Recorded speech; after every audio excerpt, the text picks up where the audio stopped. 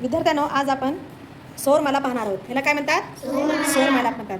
बघा, हे मध्ये जे दिसायला ते काय आहे? सूर्य. हे काय आहे? पृथ्वी. आणि हे बाकीचे सगळे काय आहेत? एकूण किती ग्रह आहेत? तर आता ही सौरमाला सूर्याभोवती कशी फिरते आणि याची सिस्टीम कशी पाहते आज आपण पाहणार आहोत. तर सर्वांनी निरीक्षण करायचं आहे.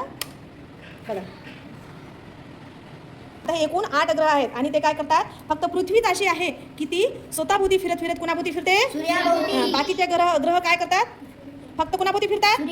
सूर्याभोवती फिरतात. याला काय म्हणतात? सौरमाला. तर या सर्वाला काय म्हणतात? सौरमाला.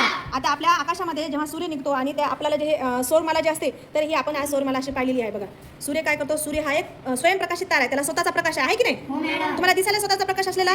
सूर्य हा स्वयंप्रकाशित तारा आहे. तो आपल्या पूर्ण सौरमालेचा केंद्रबिंदू आहे. काय आहे? सूर्य हा पूर्ण सौरमालेचा केंद्रबिंदू आहे आणि सूर्याला स्वतःचा प्रकाश आहे, म्हणजे तो स्वयंप्रकाशित आहे. त्याच्यामुळे बाकीच्या इतर ग्रहावर त्याचा परिणाम होतो. आणि पृथ्वीला सूर्याकडून आपल्याला प्रकाश मिळतो. जेव्हा पृथ्वी सूर्याच्या समोरच्या दिशेला असते, पृथ्वीचा जो भाग सूर्याच्या समोर असतो, तेव्हा तिथे काय होतो? दिवस होतो. आणि सूर्याच्या पाठीमागचा जो भाग आहे तिथं काय होतं? रात्र होते. अशा प्रकारे आपल्याला दिवस आणि रात्र होतात. आणि पृथ्वीला स्वतःभोवती फिरायला किती वेळ लागतो? 24 तास. पृथ्वीला स्वतःभोवती एक राऊंड पूर्ण करायला 24 तास लागतात. आणि पृथ्वीला असं सूर्याभोवती फिरायला किती लागते? 365 दिवस लागतात. आणि ज्या वर्षी फेब्रुवारी महिन्यामध्ये किती दिवस येतात? 28 किंवा 29.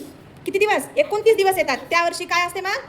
कोणतं इयर असतं? लीप वर्ष असतं. त्याला लीप इयर असे म्हणतात. तर समजलं का तुम्हाला? सूर्यमाला पाहिली कशी आहे ते बघितलं का? सौरमाला ती कशी काम करते हे तुम्हाला दिसलं का?